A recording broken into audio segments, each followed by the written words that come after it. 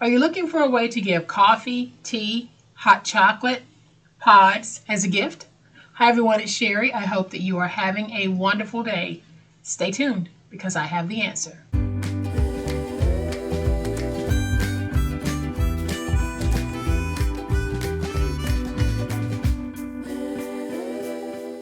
Welcome friends. I am so glad that you are here today.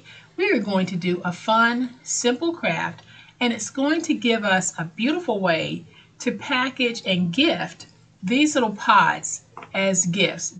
This one is vanilla latte and it's a coffee pod. It's one of those single cup pods that so many of us use in our homes to make tea, hot chocolate, coffee. We use the machines.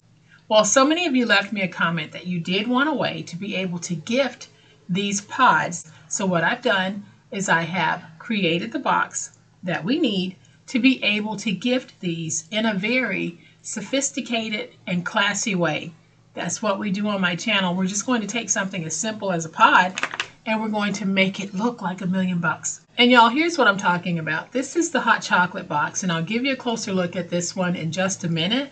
But y'all know what time it is. It's time to make it.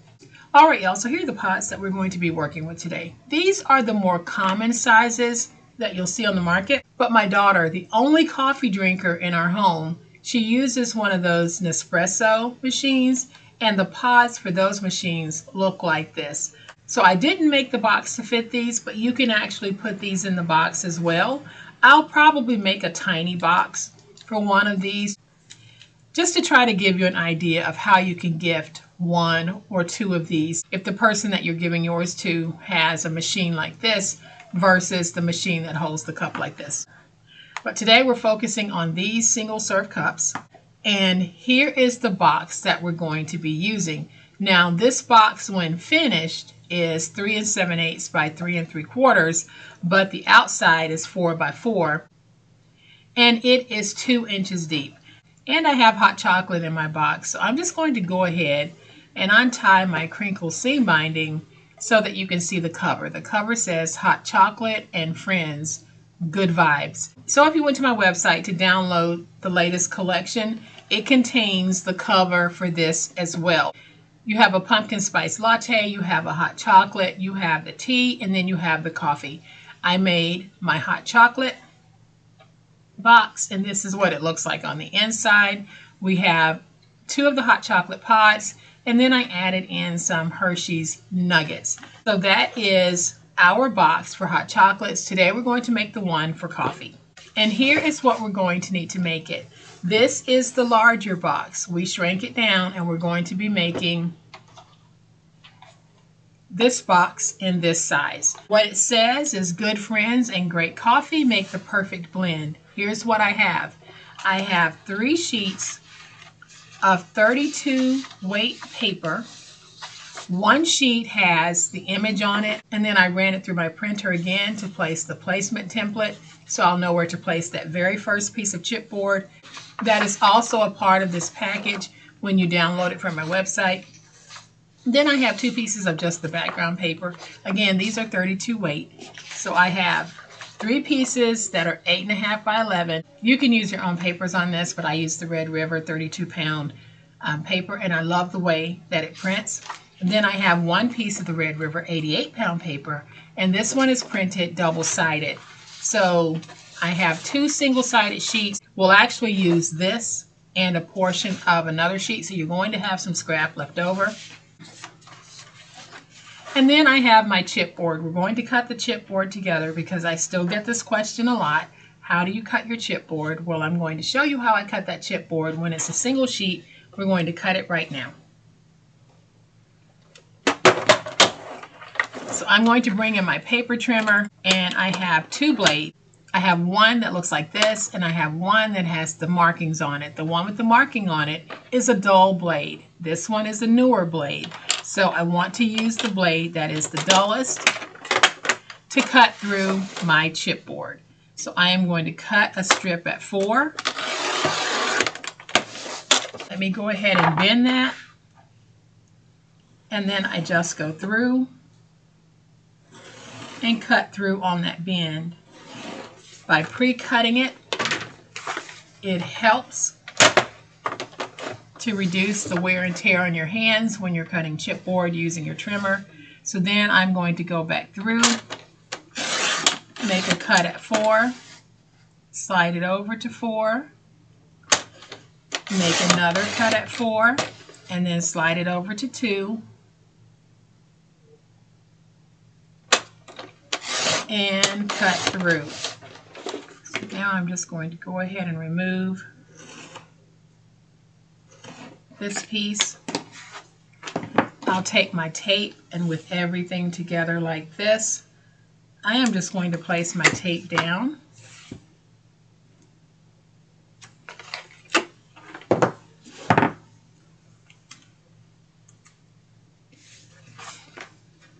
Fold it over, and I can just bend it,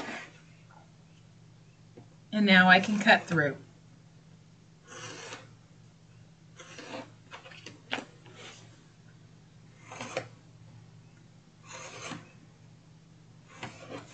So that is how I cut my chipboard. So what I have are 2 pieces that measure 4 by 4 and 1 piece that measures 2 by 4. My tape is already on the back, so we are going to grab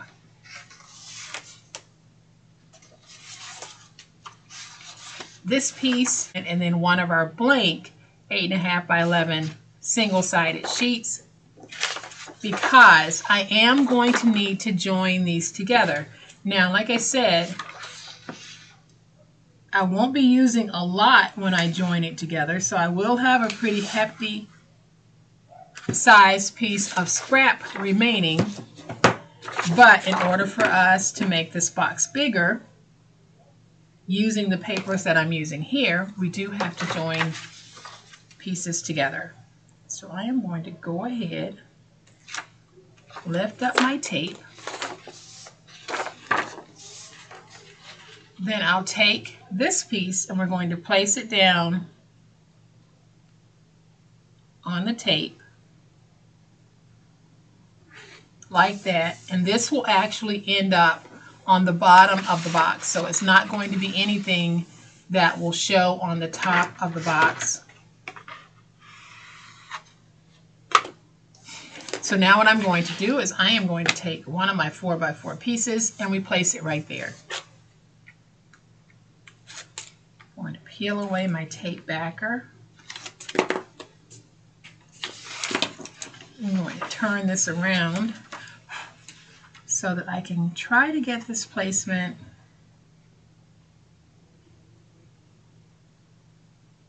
my chipboard piece is a little bit larger than the square, but if you place it on top of the square, then you're going to have good placement throughout your project. So now we're going to take the 2 by 4 piece and we place it down with about 1/8 of an inch in spacing in between. Peeling away my tape backers. And for those of you who are new to paper crafting, I do use a double stick tape. So it's double-sided. So let's go ahead and take this piece. We're going to place it down with about 1/8 of an inch in spacing in between.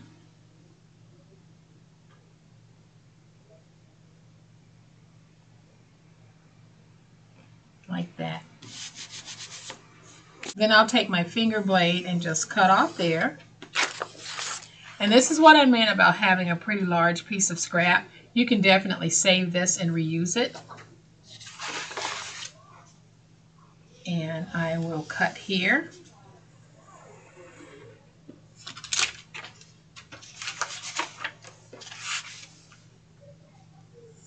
And I will cut here.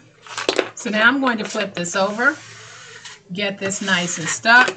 I will take my stylus, press it against the chipboard, and drive it into my paper, scoring all the way around. My paper does not have a tendency to crack, but if you do have a paper that has a tendency to crack, loosening the fibers by doing this might help.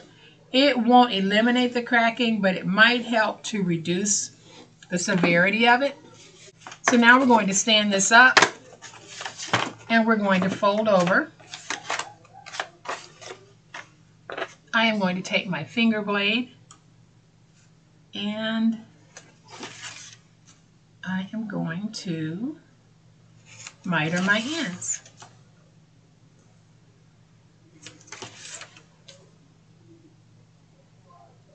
So now I'll take my tape and I'll place tape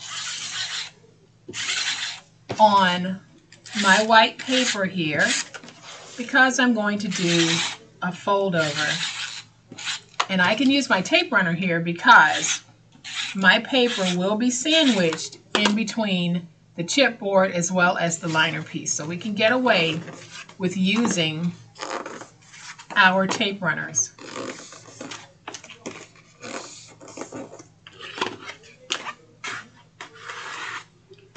I'm just going to go in, get that nice and stuck. And so there is my cover. I can see that I got my placement a little bit off here, but y'all, I'm not going to worry about that. I am going to take some tape and place it down.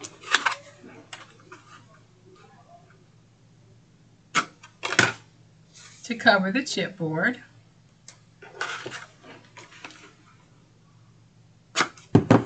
Let's get that nice and stuck. Then I'll bring in my trimmer. I am going to replace the blade so that I can have a clean blade in here. We are going to measure to see what size we need the inside liner piece to be. Now remember, I always reduce by 1/4 inch. So we know that this is 4. I'm going to reduce it to 3 3/4. And then when I put it in this way, it's 10 1/4. I'll reduce it by 1/4 to 10 inches. So I need to cut a piece that is 3 3/4 by 10. And I'm going to use one of my single-sided sheets. So that's 3 3/4 by 10.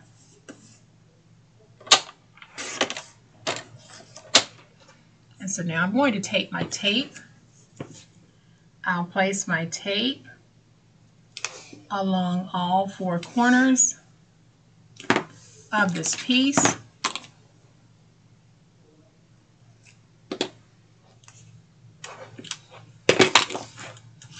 And now we just peel away our tape backers from the jacket as well as our inside liner. And so now we can take these two, we can join them together like this. We're just going to place it down to cover that.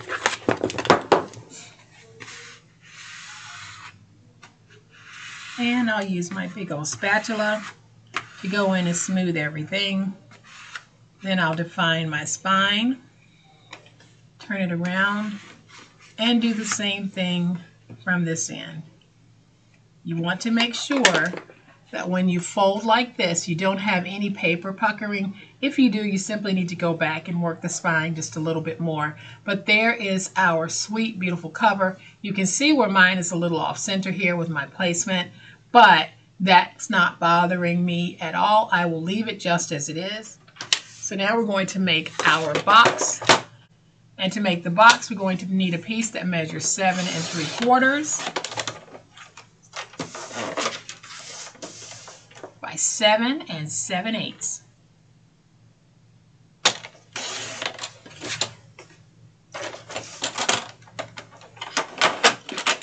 So that's 7 3/4 by 7 7/8. And this is very easy. We're just going to score at 2 on all 4 sides. Y'all, I am using a 320 GSM paper, which is weighted at 88 pounds. This is a very sturdy paper for box making. And it is a paper that is offered by Red River. It is an awesome paper to work with. So let's go ahead, get all of our scores folded and burnished. So when you look at it, you're going to have an intersection point for your score marks. You go to the center of the intersection point and you drag straight down through that score mark. And you do that on all 4 sides. because we need it to free the tabs. Now I'm just going to fold that in, angle that like that, and do the same thing over here. Y'all, seriously, it is a very simple little box to make. If you've never made a box like this before, just make sure that you practice. But it is one of those boxes that you can most definitely do, and after doing it a couple of times, you're going to be pro at making this type box. And I'm just going to take my glue and just sort of smush it around just a little bit, because I want to make sure everything is nice and stuck, but I also want to make sure everything is nice and even here and even going across the top. So I'm going to put just a little bit of glue there in that corner, a little bit of glue there, and we are going to smush everything around, making sure that it's nice and tight here, nice and tight and even here. Now I can go in. We can get everything nice and stuck.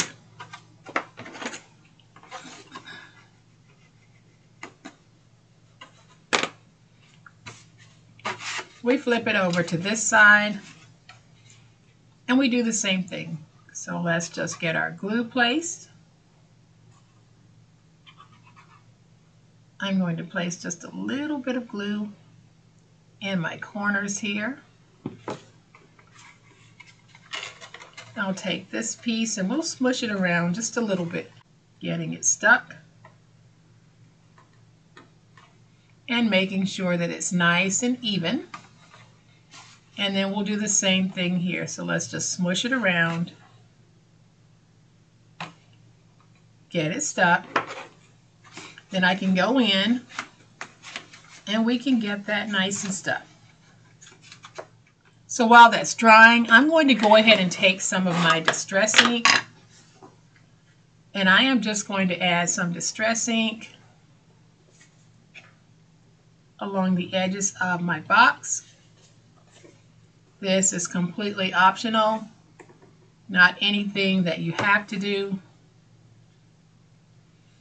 In fact, when you're crafting, you do it your way. It might not be the way that I did it, but if it works for you, then let's say that it works. And then I'm also going to do the box.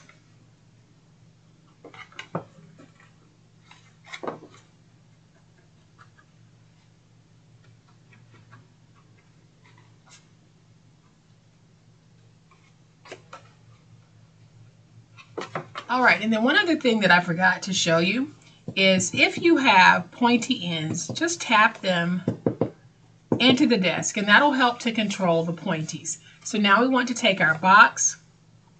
We're going to put our box in like this. And so to put the box in, I am simply going to take my glue, add some glue to the bottom, make sure I hit my corners with glue as well as the edges, because we want this to stick. So let's go ahead and place that glue. Let's take our box and put it in, and when I put it in, y'all, I'm pressing it all the way against the back. So I'm holding the back straight up. I'll slide that over just a little bit. And I'm pressing it so that it is hitting the back of the box.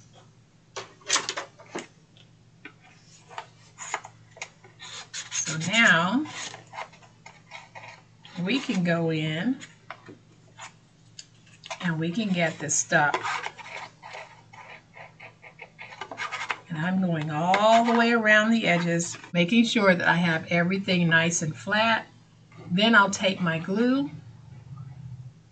Let's go ahead and place our glue on this back piece. Now, if you don't want yours to sit up like this and you don't mind the back just falling down, don't worry about doing this step, but I like to have the back of mine sit like this, straight up. So I am now going to go on the inside and just work that glue stick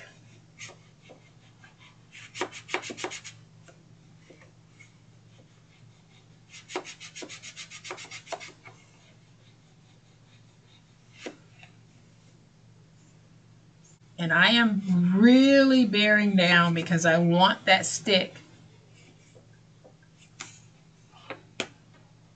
So I am going to let that dry and I will be right back. Alright, so the box is dry enough and you can see in the corners how that goes to the back. Then we just want to fold over like this. Now I like to work my lid just a little bit to loosen it up. And you can see that we have a really delicious little box. So I am going to take my vanilla lattes, put them in like that. Then I'm going to take some of my shredded paper. And y'all, I know I've been using this same bag of shredded paper probably for about 5 years. If you look in my Amazon storefront, in the paper section of my Amazon storefront, you should find the link for this shredded paper in various colors. It is a huge box and it is a significant value for the money. So I'm just tucking that in like that. I have a couple of these Hershey's Nuggets that I'm going to put in this one as well. So then I'm going to use some of the crinkle seam binding from my scrap cabin shop, and I will have a link in the description box for her site. For those of you who haven't tried it, Erin makes some of the most beautiful crinkle seam binding, and we have a 10% off discount code. So make sure that you check the description box because the link is there. So I'm just going to take this, and this color is called Nude. We're going to put it on like this.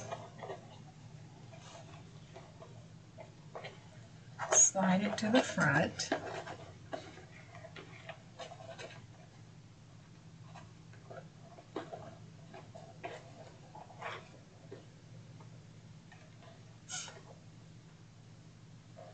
And then I'll just tie a little knot and leave that crinkled right there.